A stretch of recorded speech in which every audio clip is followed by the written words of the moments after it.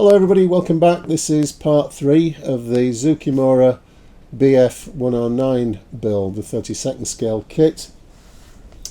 And this is the first of a two-part episode, and that's because I've only had one day in the barn this week. I've been on a short holiday and I've also got to prepare for Telford this weekend. I'm entering the HMS hood, the 200 scale hood that I built last year. I'm entering that into the competition, so I've got to get that all ready to go down to Telford tomorrow. So it's been a very short week, and this time I've been starting on section 3 of the Zoukei Mura instructions, and this is where we build mainly the after fuselage with all the radio equipment and so on in it, building the tail wheel, getting the undercarriage ready. And all the interior detail. Zoukei Mura provide full interior detail for this kit, and for the sake of building it for you so that you can see how it all goes together, I am doing the whole interior, even though the majority of it will be hidden at the end of the build. So for this first of the two-parter, I'm going to get all the parts prepared and the first coats of paint on. Then next time I'll go ahead and finish them off, do the dry brushing and detailing on them, and get the aft fuselage installed. And hopefully at that stage we'll be able to think about fitting the engine as well. The cockpit that I built in the first part is ready to go in. I've just done a little bit of work on this. So if you saw part 1 of the series, you'll know that I wasn't really that happy with the finish on the after cockpit deck here, so I've done some work on that and it's a bit better now, so that's ready to go in. But as I say, this time I'm going to be concentrating on getting the parts prepared, getting a few parts glued together, prep for painting and the first coats of paint on. So we'll get the camera over at the bench and we'll make a start for this week. Okay, so we're starting with the instructions for section 3, getting used to the Zoukei Mura instructions now. At the end of the last episode I'd left the cockpit installed in the fuselage halves as a test fit, so I need to get that out first of all before we do anything else. This is the rear deck of the cockpit, which I'm not happy with, so we'll do a little bit of work on that later on in the video. It's just the seam line that needs tidying up. So let's get some parts ready. There aren't too many for this particular section of the build. Mainly these fuselage frames. So just be careful to get those off. You'll know if you've watched the other videos in the series, the first couple of parts, that these Zoukei Mura parts are very fragile, some of them, particularly these sections with the little rods, such as this one here. So very carefully remove those.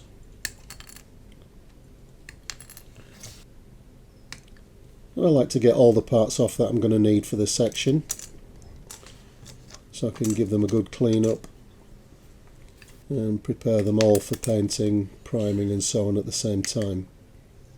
You can see we've got all the tailplane to build in this particular section. This little cross frame is very delicate. I'll come back to that in a minute. And as is usual with Zoukei Mura, you get an awful lot of interior detail. Those drums, or drum-like pieces that I've just cut off, for the water methanol tank. Just carefully cleaning up all these delicate parts. Do them one by one. The smaller ones go into those handy little containers just to keep them safe. And this is one of the difficult parts of ZM kits, cleaning these rods up. And the technique is just to support them on a finger like that and brush them with a sanding sponge, but only in one direction.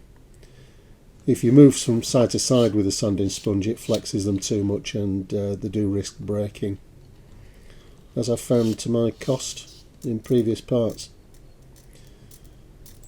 ZM provide alternative tailwheel struts, that's what this is, and the yoke, which I'm just putting together at the moment.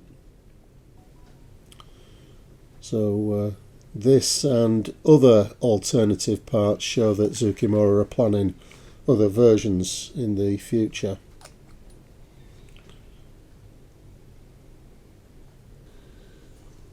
I'm not sure that you can build a retractable tail wheel from the kit. This is the water methanol tank.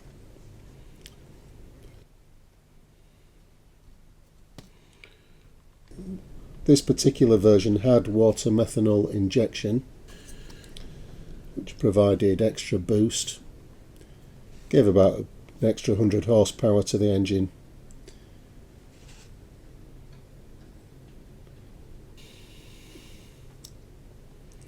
This is the radio gear on frame 3, I think it is. And another of those dreaded rods.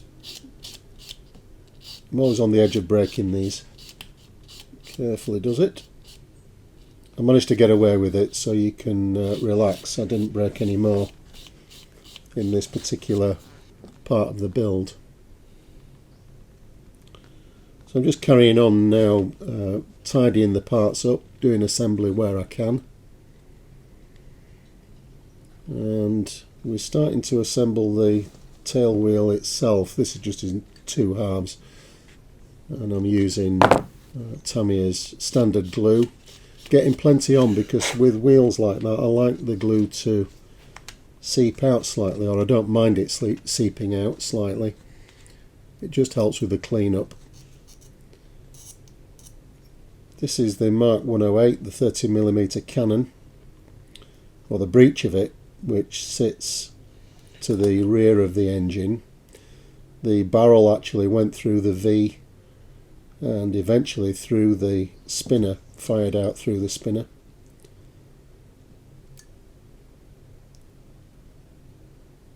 This is a cross brace for the underside and attaches to the upper part of the undercarriage leg. So again, that was a little bit bent on the sprue, but no damage done to it. I'm just fitting the horizontal stabiliser there, and you can see I've just used a bit of white tack, which is similar to blue tack really, to hold one side of the tailplane whilst applying the glue and fitting the other half. Make sure that's lined up properly and clamped together. Cleaning up the forward edge of the elevator. You'll notice here in the middle that little sprue gate, which I'm leaving on because I'll fit the elevator and then remove the sprue gate once it's nice and secure. Otherwise it's quite a weak join between the 2 elevators. This is the rudder going together, and the fin, using the same technique, just holding one side with the tack. Just helps avoid getting glue smears on the surface of the part. Now we need some prep on the fuselage.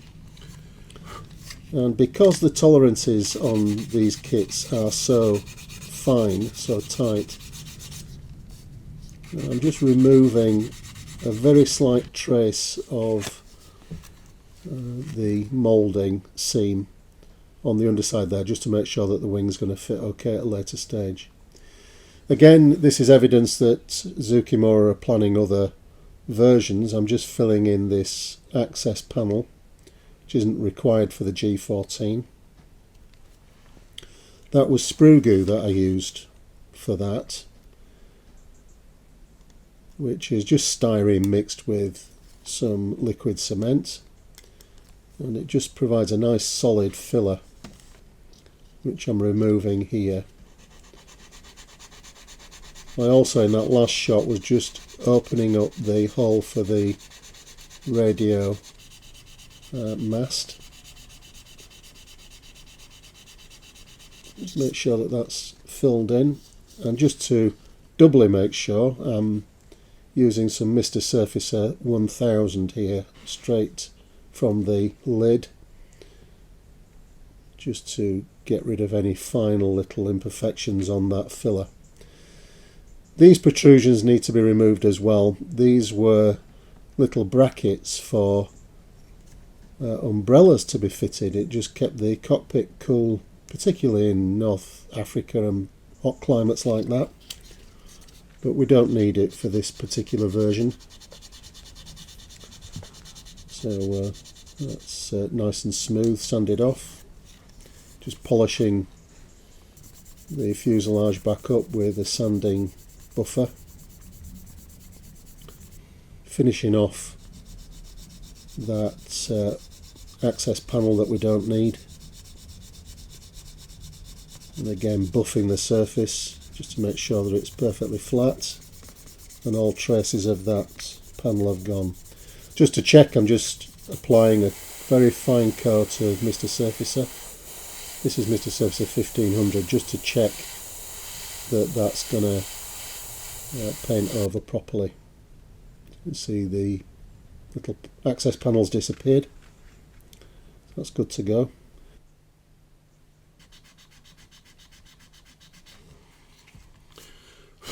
We do have some sprue ejector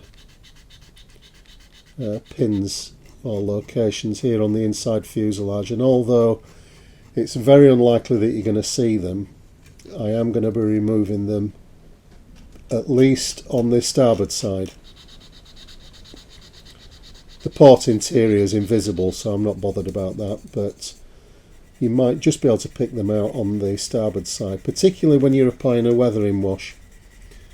The wash will tend to find those imperfections and just accentuate them, so I'm just sanding those out.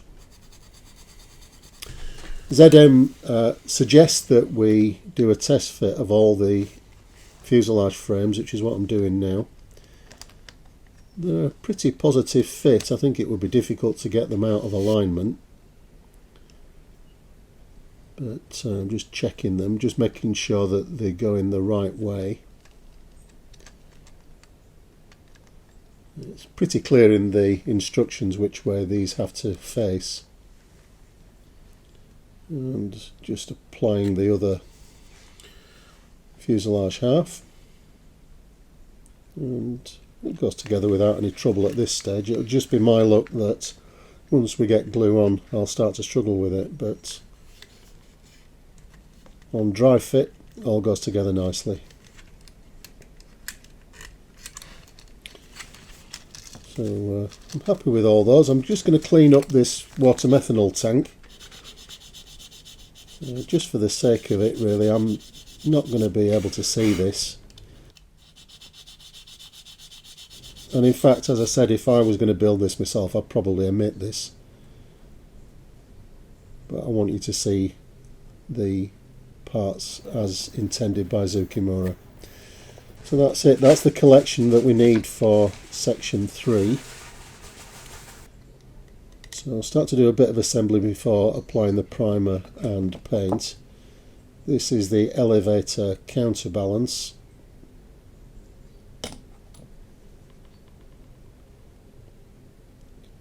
And this is the master compass, which just sits on a bracket.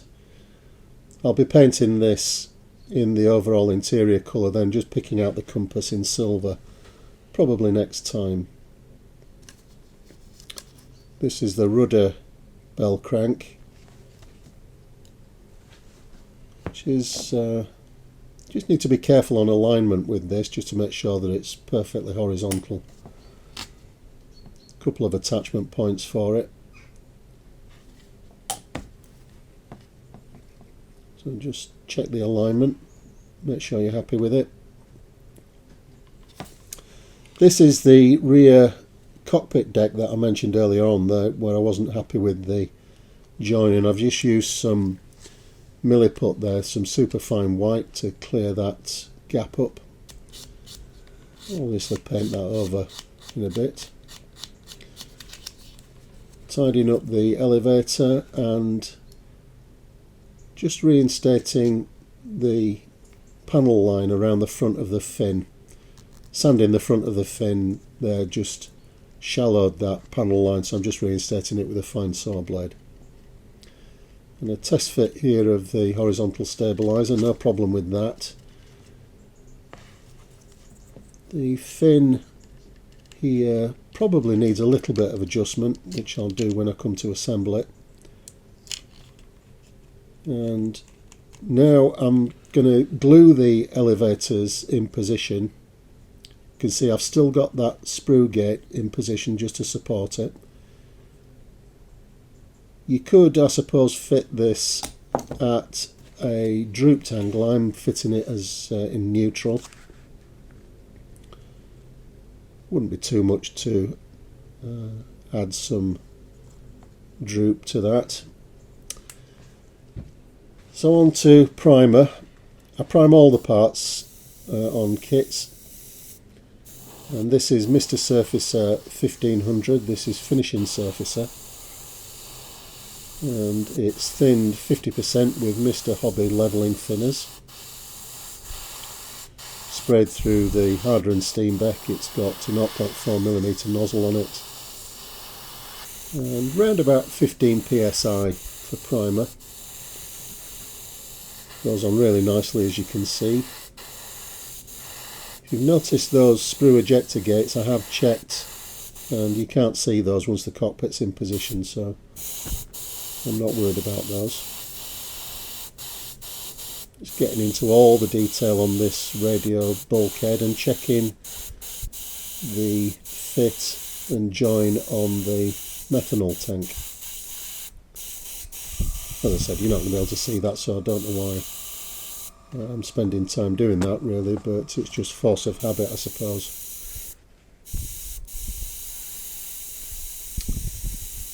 Okay, so this is the tail wheel strut. We'll get that assembled because it's all the same colour, and I want to get some strength into this. So just assembling the bare plastic before it's had any primer, just to make sure that's nice and secure. And this is the elevator crank.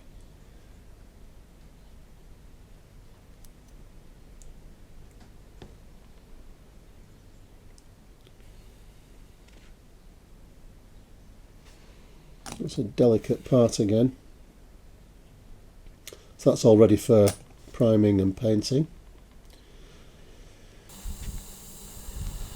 On to the colour coats now. And here I'm applying Mr. Hobby acrylic RLM02. I've just dialed the airbrush down a little bit to 12 psi, and that's just to help get into some of the detail, like this radio panel. Higher pressures than round about 10 to 12 can lead to a swirling effect, and the paint doesn't go down as well. So just dial it down a little bit for parts like this.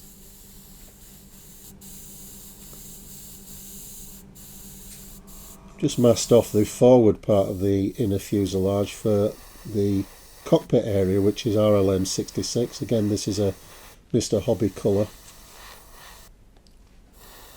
and thinned in just the same way, about 50%.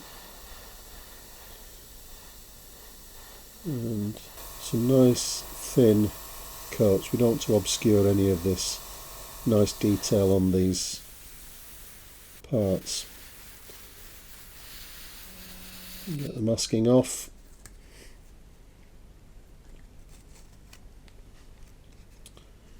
And now I'm using some Mr. Colour GX gloss varnish. This is my favourite varnish now. I used to use Tamiya Acrylic X22 gloss varnish, but this GX is much better. In my opinion, it goes on a lot smoother, but it is very thick in the bottle.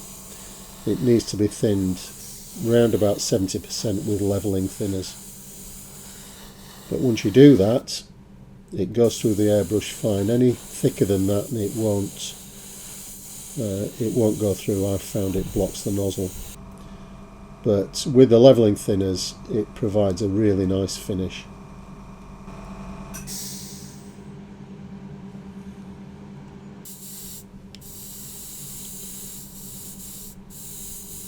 All the other parts are varnished as well, and I like to get an overall coat on all these parts, because when I do a weathering wash, you'll have seen from previous videos that I apply pin washes rather than overall washes, so I like to get the wash right into the detail.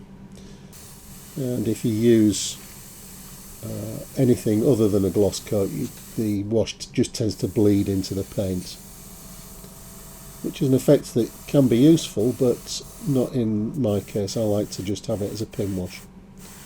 These are the oxygen bottles, which I'm painting in Tamiya lacquer colour, which is a pure blue. That's all ready for a bit of detail painting. Here are all the parts ready, including the cockpit. So you can see that gloss varnish has dried to a lovely smooth gloss finish, so we shouldn't have any problems in the next video doing the washes and the detail painting. So that'll be coming up next time. Sorry it's been a short video this time, but that's, as I said, because we're ready to go to Telford. So I'll spend the rest of this week getting the hood ready, cleaned up, ready for exhibition. And we'll get back to this next week, when hopefully we'll get that engine in as well. So all the parts we'll put away safely till next time, and pick it up in part 3B. So sometime next week, once all the travels are over. If you're going down to Telford, it'd be nice to bump into you. Say hello if we meet up. And if you're going, have a great time. I'll be with IPMS North Yorkshire over the weekend. That's my local club. And I'll also probably call in at the competition hall at intervals over the weekend, so I might bump into you looking round all the entries this year. So if I miss you at Telford, I'll see you next time for the next part of the 109 build. In the meantime, everybody, look after yourselves, and I'll see you next time, either in person or over the internet. Bye for now.